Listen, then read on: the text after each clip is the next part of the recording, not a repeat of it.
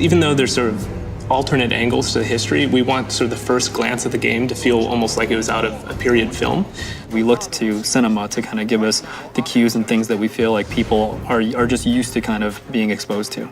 We have lived behind a lens for our whole lifetime. This is what we're used to. As long as we are, more or less replicating a cinematic experience, we should be replicating a cinematic experience, and even if it's subconscious, satisfy what the viewer expects to see on the screen. We want the shots in the game to feel like they were actually shot on practical film. So all those properties, from distortion to film grain, exposure, all these things are actually modeled into each practical lens we use. And you see certain discrepancies, certain imperfections that you excuse. Not only do you excuse them, if they didn't exist, it would make it feel real.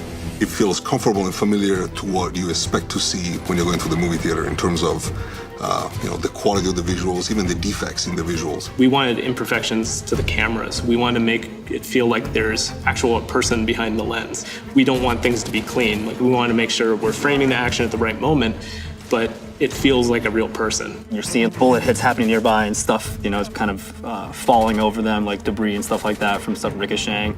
And we get those moments, it's really cool to be that tight and see the character flinching and watch these puffs of smoke and little bits of rock or wood kind of get flung over him. So if something kind of happens out of the peripheral vision, we want to build in to the camera a sense of personality. So the cameraman actually has a delay in reacting to it. Visually, we wanted to make sure things weren't very sterile looking. It amps up all those things, and you feel a lot more like on edge the whole time. There's all sorts of stylization you can do afterwards in terms of color grading, lighting, effects. On top of that, we add more stylization in terms of color correction and grading that kind of enhance the tone of what it was initially shot. That's something that gives us a lot of control in post to be able to really hone the look of the game. When you put all of this together, it was funny how well it just jived. It really is about that cinematic experience. That cinematic experience, it's melding one side of design, narrative design, with the mechanic design, and trying to figure out a way to make it addictive. In games, I don't think you've seen that look so much, where you can actually feel like you're in a period film, so to speak, and you have an influence of that world and can kind of dwell in all the little interesting nuances of history and place and story. The interesting thing about pushing that through and pushing that forward is to give players something that in so many ways they've been so accustomed to for so long.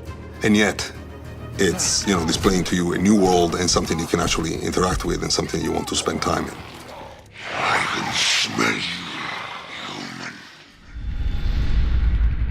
When you think about video game development, design isn't necessarily where most people would think about character and acting, but we challenge our designers every day that they think about that because it's going to come across. PlayStation